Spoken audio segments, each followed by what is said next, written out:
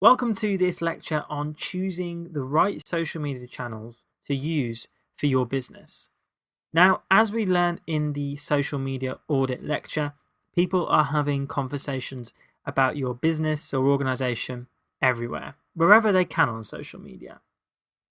Where do you actually decide to build your base and build your home on social media?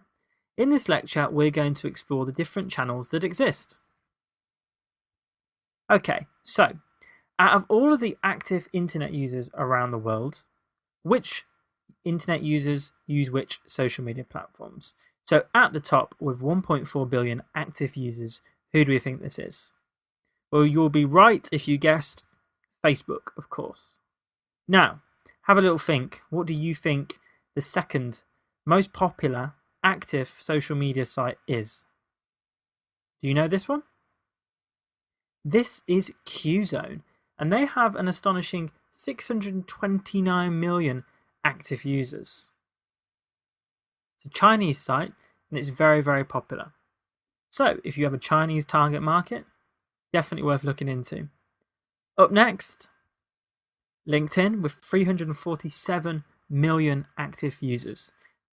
Lots of people, if they're a consumer-based business, dismiss LinkedIn.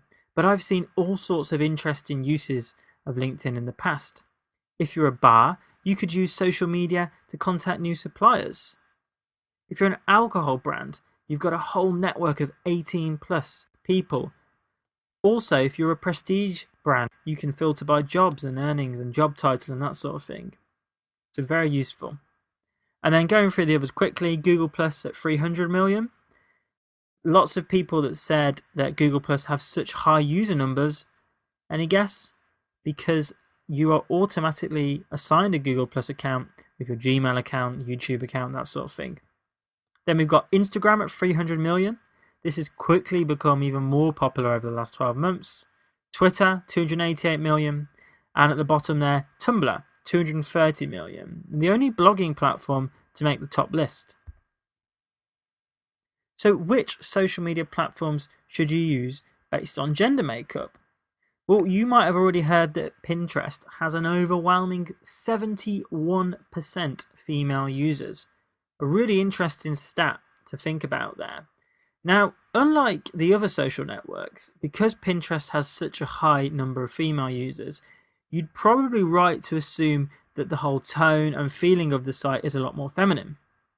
The other social media platforms listed here are more balanced. 56% female on Instagram, 53% on Twitter, 52% on LinkedIn, and 52% on Facebook. If you were going to target social media sites based on gender, unless you really wanted to hit Pinterest, which is a visual social media site, the playing field is quite level when it comes to the others.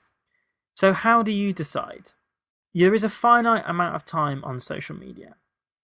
And entering a new social media platform is a bit like a company launching in a new country.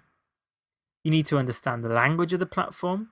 You need to make sure that it's resourced correctly so that if people are asking you questions and interacting, you have the time to respond to it. Most importantly, you need to interact with a platform that you feel that your brand is most comfortable on. We have a guide on which social media sites you might want to use for your business in the free download section of this course. Take the time to get to know the social media platforms and learn as much as you can about them during this course before you dedicate lots of time to running off and trying them all at once.